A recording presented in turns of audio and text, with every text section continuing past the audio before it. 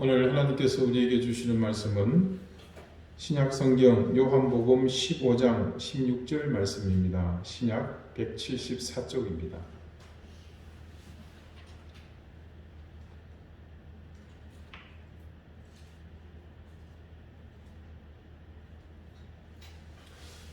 요한복음 15장 16절 말씀을 제가 읽겠습니다. 이제 다 같이 자리에서 일어나셔서 하나님의 말씀을 경청하십시오.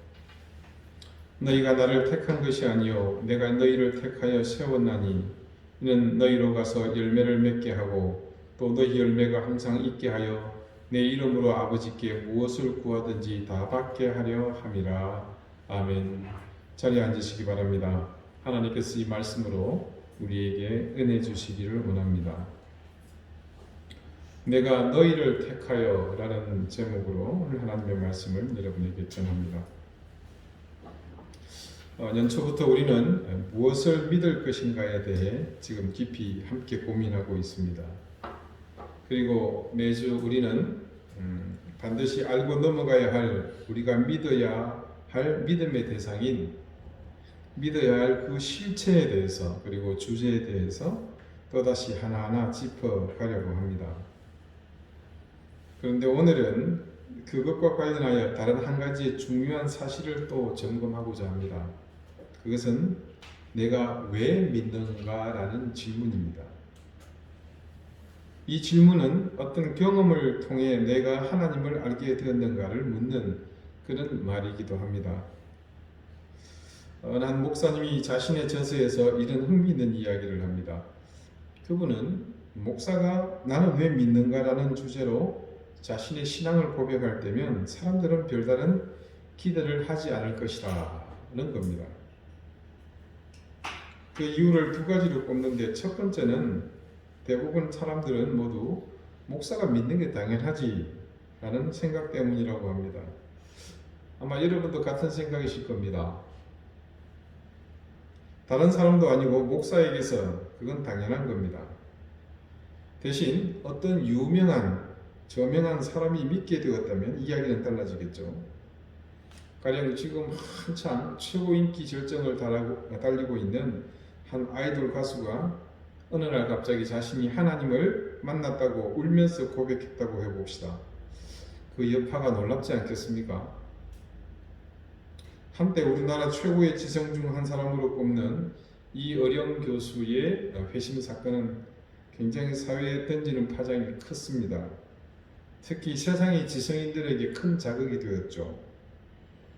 그분의 경험을 통해서 알 수 있듯이 일반인들과 다른 수준 높은 지성을 가진 석학들의 공통적 고민이 있습니다.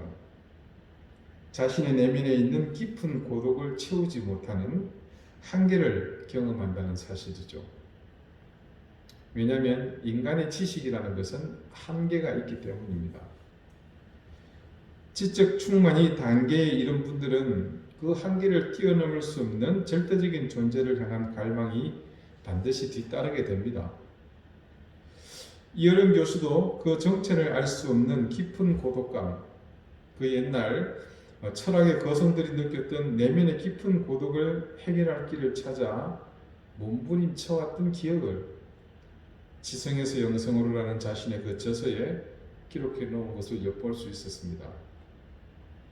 그분의 그런 내적 심연의 고민은 세상 사람들에게 지적 호기심과 더불어 하나님의 존재에 대해 많은 것을 설명해 주는 그런 계기가 되었습니다. 자, 그에 반해서 저 같은 평범한 사람이 그저 어머니 태에서부터 교회에 다닌 목사가 말하는 것은 그렇게 설득력은 없을 것 같습니다. 또 목사인 내가 왜 믿는가라고 말할 때 기대감이 낮은 또 하나의 이유는 목사가 자신의 신앙에 관해 설명할 때는 좀 사실 진정성을 인정받기가 어렵기 때문이다. 또 그렇게 말씀을 하시더라고요. 그러면서 비유를 하는 것이 마치 자동차 영업하는 사람이 하는 말을 고지 듣지 않는 심리와 비슷할 것이다. 저렴한 가격에 소형차를 사려고 자동차 대리점에 갔는데 영업사원은 대부분 그럴 경우에 다른 차를 많이 권하죠. 침이 마르도록 칭찬하면서 다른 차를 권할 때 어떤 생각이 들겠습니까? 그렇게 좋다면 당신도 이 차를 타고 다니느냐? 이렇게 묻고 싶지 않겠습니까? 왠지 말은 그렇게 하면서 정작 자신은 다른 차를 타고 다닐 것 같은 그런 생각이 든다는 거죠. 목사가 자신의 신앙에 대해 말할 때도 듣는 사람들은 이런 비슷한 느낌을 받을 것이다. 그래서 자신이 속한 교파의 교세를 혹은 자기 교회를 키우려는 목적으로 자신이 실제로 믿지도 않는 것을 광고하는 것 같은 그런 느낌을 받을 것이다. 그렇게 비유를 하시는 걸 봤습니다. 자, 이 목사님의 이 글을 읽으면서 제 경험을 한번 생각해 보았습니다. 저는 어릴 적에 나름 주변에서 인정받을 만큼 착하게 살았는데 이 교회에 출석하는 것에 있어서는 제 어머니께 그렇게 착한 아들은 아니었던 것 같습니다.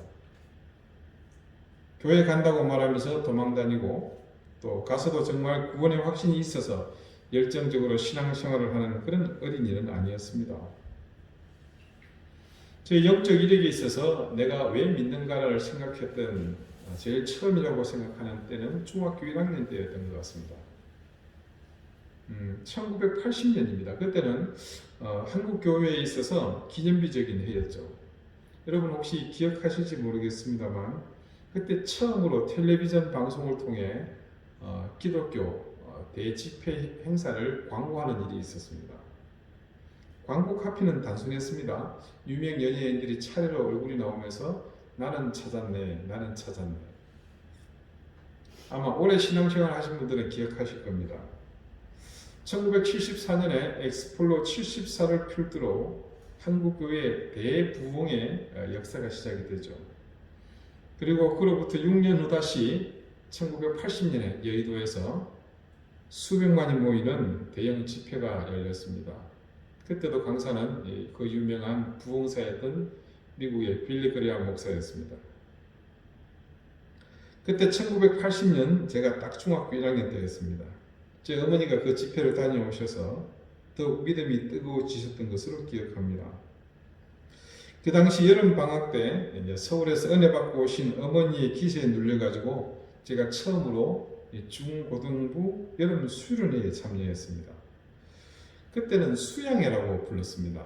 3박 4일 동안 거창의 유명한 관광지인 수승대에서 수양회가 있었는데 그때 제가 중학생 신분으로 까까머리로 참여해드렸습니다. 3일 동안 수련회가 진행이 되고 마지막 날 밤, 이제 수련회 마지막 밤이죠. 뭔가 역사가 일어나는 밤. 그때 바로 그 옆 강가의 소나무 숲에서 각자 떨어져서 통성으로 산상 기도하는 시간을 가졌습니다. 기도의 요령에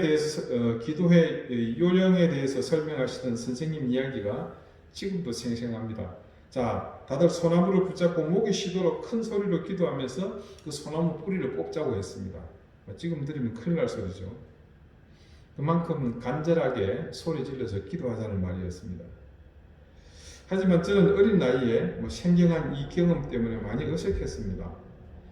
맹수 뭐라고 기도할 말도 없고 그냥 1시간 동안 소나무 붙잡고 손에 송진만 잔뜩 묻혀왔던 기억이 있습니다.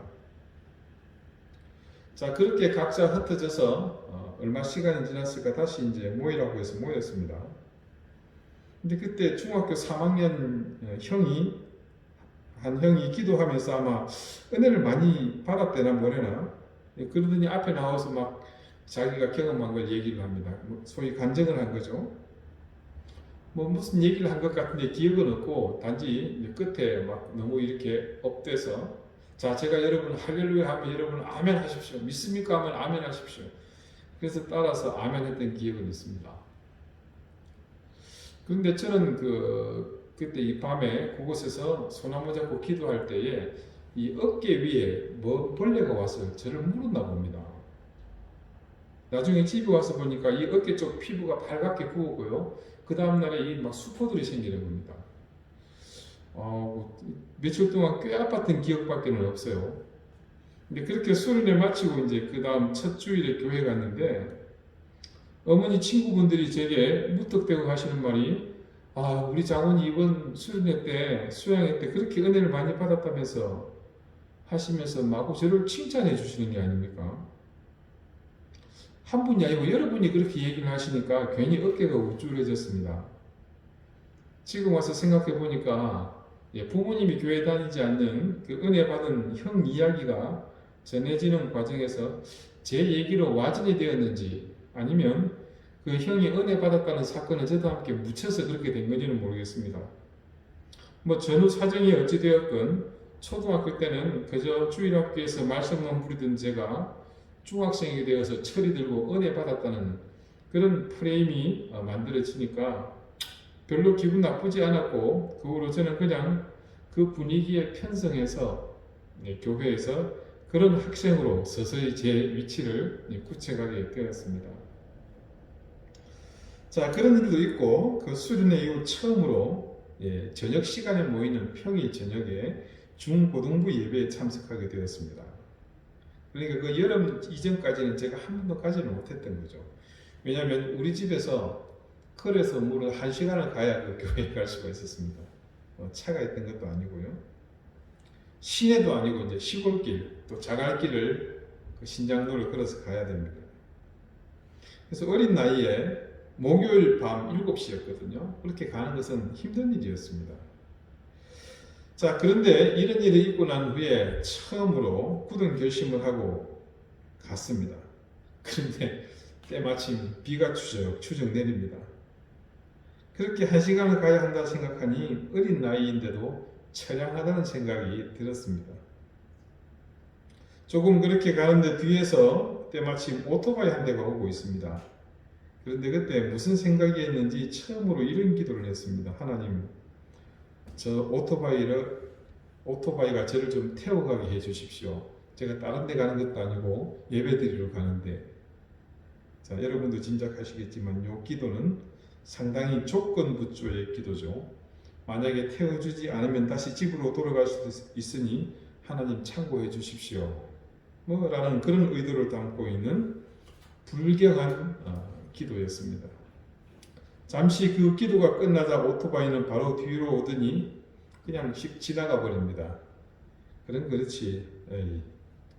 하나님은 제 기도를 외면하셨습니다. 응답이 안 된 것이죠.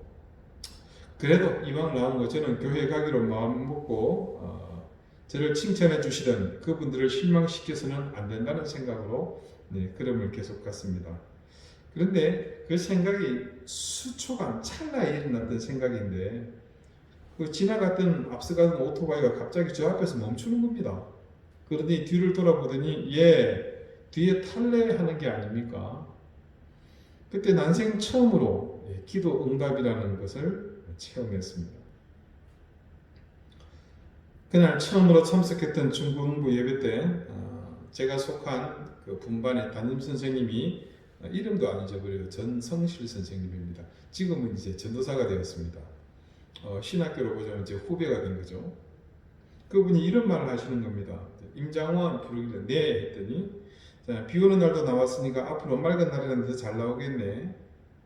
아무튼 그 일이 계기가 되어서 저는 처음으로 제 의지로 교회를 열심히 다니게 되었습니다.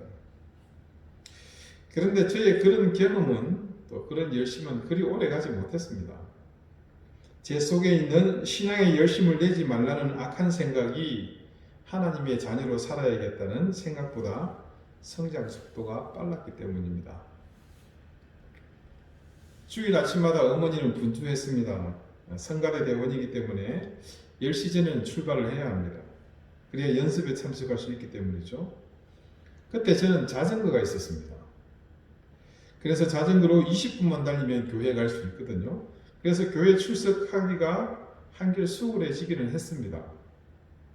자, 어머니는 먼저 그렇게 교회를 출발하시고 그 다음 저는 시간 맞춰서 가는데 슬슬 꾀가 나면서 한 번, 두 번 빠지기 시작한 겁니다.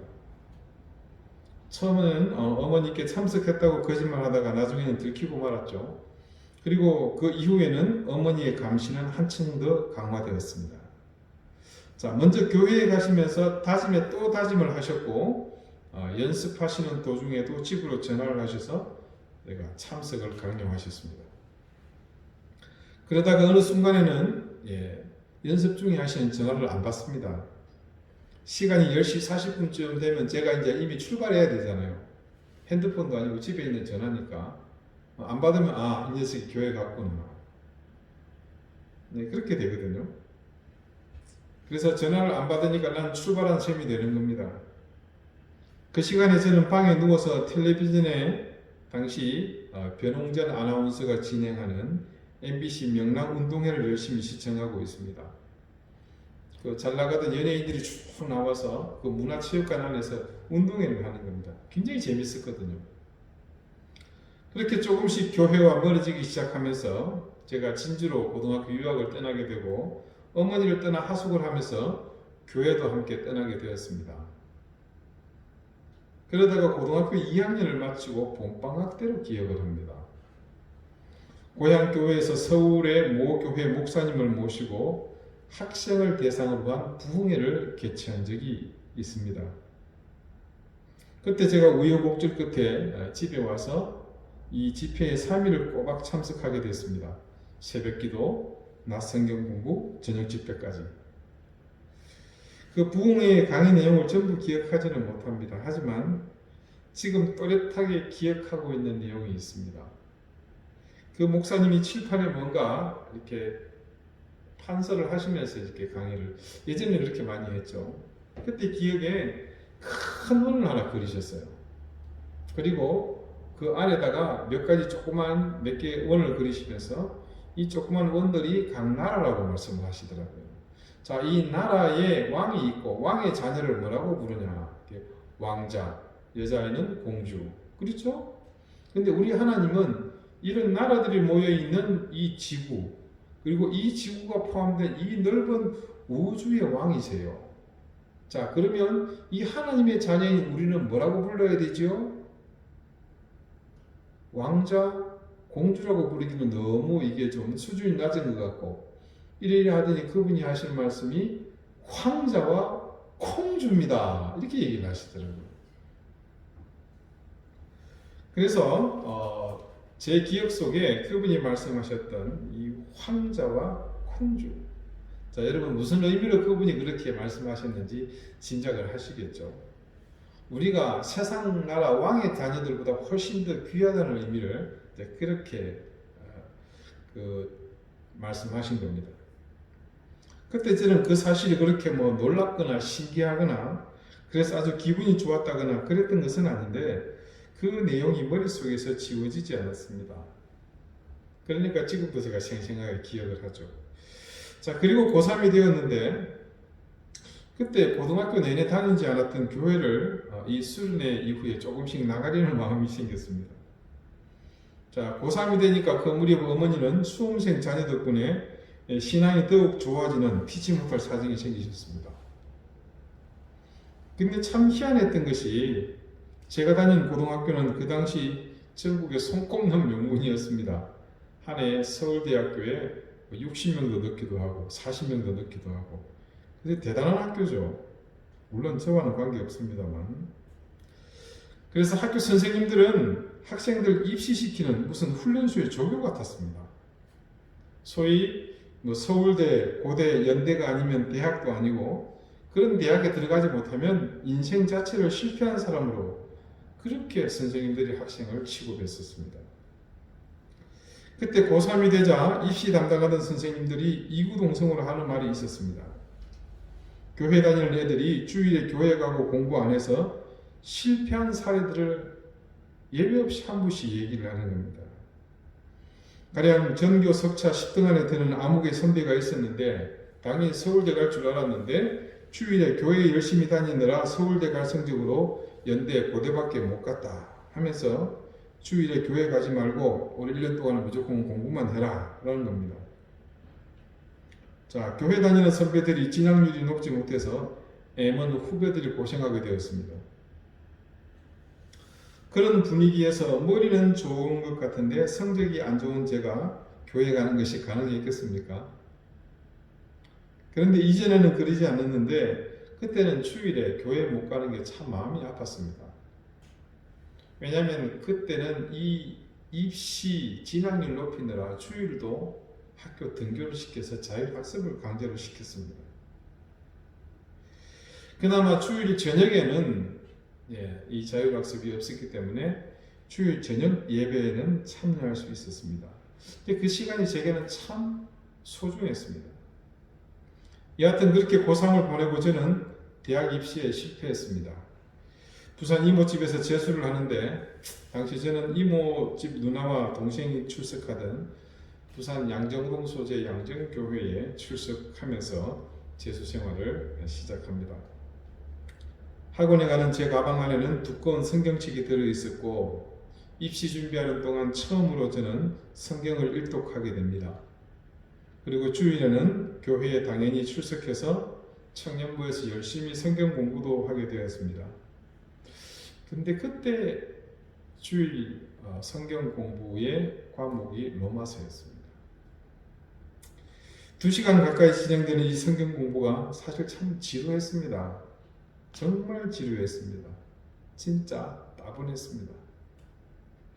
그런데 그렇게 몇 달이 지나는 동안 구원의 원리에 대해서 배우는 과정에서 몇 년 전 그 고향 교회에서 배웠던 것, 황자와 콩주의 의미가 그때 새롭게 제게 이해가 되기 시작하는 겁니다. 그러면서 이 따분해서 지루했던 그 성경 공부의 내용이 이해가 되는 겁니다. 제가 누구고 어떻게 구원을 받게 되었고 그래서 어떤 존재가 되었는지를 깨달은 겁니다. 막연히 머릿속에만 존재하던 황자의 의미가 그때 제대로 깨달아진 거죠. 저는 그때부터 온전한 믿음을 가진 그런 크리스찬이 비로소 되었습니다. 재수를 마치고 대학에 진학하면서는 이제 교회가 제 삶의 터전이 되었습니다. 주일을 아침 일찍부터 저녁 늦게까지 하루 종일 봉사하는 그런 날로 제가 보내게 되었고 교회에서는 정말로 각광받는 열심히 있는 청년이 되었습니다. 주중에 학교에서 공부 마치고 집으로 가면서 꼭 교회에 들려서 텅 빈 야배당에서 기도하면서 집으로 가곤 했습니다.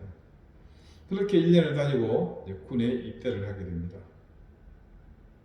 군 생활은 제게 더욱 신앙에 매진하는 계기가 됩니다.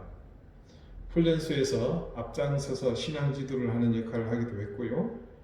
심지어 당시 신학교를 다니다가 함께 입대한 다른 훈련병들이 제게 신학교 다니는 자기보다 낫다면서 제가 좋은 목회자가 될 것이라고 축복하는 말도 하기도 했습니다. 그러나 정작 훈련을 마치고 자대에서 군복무하는 동안 제 신앙생활은 평탄지 못했습니다.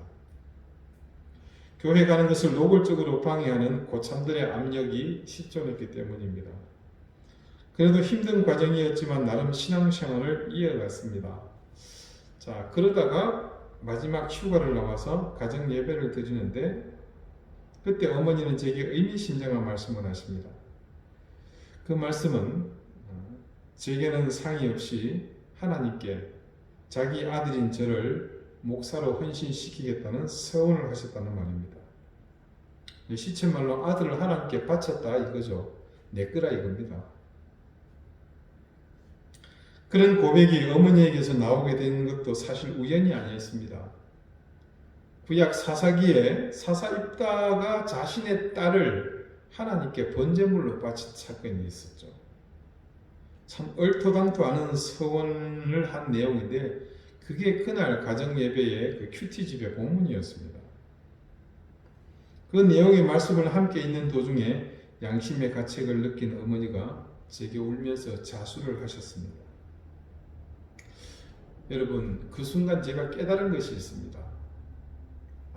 하나님은 생각보다 오래전부터 나를 어떻게 하시려고 내 인생의 강물에 낚시하고 계셨다는 사실을 말입니다. 오래전부터 잔뜩 밑밥을 풀어놓으셨고 언제가 때가 되면 제 그 밑밥 냄새를 맡고 와서 하나님 들여놓은 그 낚시 바늘을 물게 될 것을 기다리고 계셨던 거죠. 실제로 하나님의 낚싯줄에 걸린 저의 운명은 정확했습니다. 자, 그때부터 제가 공대에 진학을 해서 공대생이었습니다. 자, 이제 이런 결단을 하고 나서 제대 후에 신학대학원을 준비해야 하는데 그렇다면 인문학 공부를 좀 해야 하는 그런 일이 있어서 결단을 해야 할 때였습니다. 그래서 전과를 하든지 아니면 제가 자퇴를 하고 다시 학교를 들어갈 생각을 했었습니다. 그런데 제게 한 목사님이 이런 조언을 하셨습니다. 하나님의 영역은 인문학에만 있는 것이 아닙니다.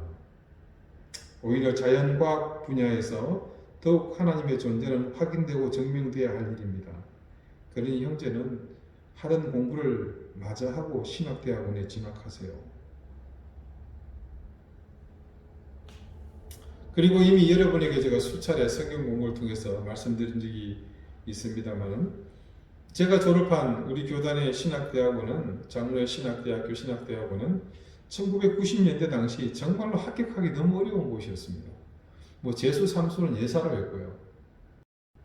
근데 첫 해 시험에 떨어지고 그 다음에 제가 이제는 다른 마음을 먹으려는 찰나에 하나님은 생각지도 못한 엉뚱한 일을 벌이셨습니다.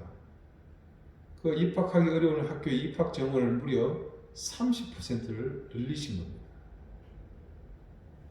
그리고 더 놀라운 것은 제가 합격하고 나니까 그 다음에 그 정원의 50%를 줄이셨습니다. 여러분, 사실 제게 요즘 제 처지와 이 현재 상황에 대해서 얼마나 많은 고민이 있겠습니까? 그런데 돌아보면 하나님은 제가 말씀드린 이런 과정을 통해서 지금의 저를 이곳에 있게 하셨다는 사실을 절대 부인할 수 없습니다. 그리고 그 부인할 수 없는 사실의 이면에는 저의 선택에 따라 이곳에 제가 있는 것이 아니라 하나님의 절대적인 이끄심 때문에 이곳에 있다는 사실을 또한 깨닫게 됩니다. 우리는 대부분 내가 하나님을 선택했다고, 그래서 내가 구원의 길에 들어섰다고 믿습니다. 그런데 그렇지 않습니다. 그것은 여러분의 인생을 일부분만 볼 때에 그런 겁니다. 좀 더 시간을 가지고 참 진지하게 깊숙이 여러분 인생 한가운데로 들어가 보십시오. 여러분의 인생을 우리 주님이 얼마나 집요하게 이끌어 오셨는지 알게 되실 겁니다. 한치의 오차 없이 오늘의 이 순간까지 그분은 성실하게 여러분을 인도해 오셨습니다.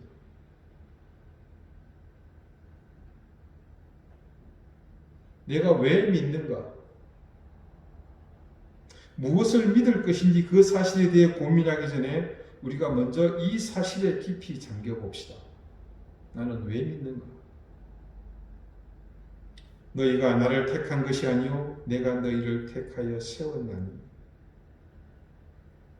그래서 우리가 이 사실을 깨닫게 된다면 우리는 무엇을 믿어야 할 건지에 대한 올바른 지침을 얻게 될 것이라고 저는 확신합니다. 이는 너희로 가서 열매를 맺게 하고 또 너희 열매가 항상 있게 하여 내 이름으로 아버지께 무엇을 구하든지 다 받게 하려 함이라.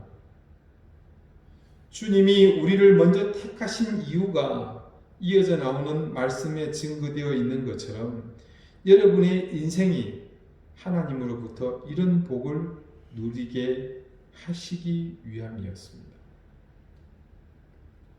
과연 내가 선해서, 내가 의로워서 주님이 이렇게 하셨겠습니까?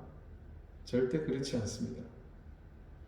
우리가 의로워야 하나님의 복 주심을 누릴 수 있다면 이 세상에 단 한 사람도 하나님께 복을 받을 수 있는 사람은 없습니다.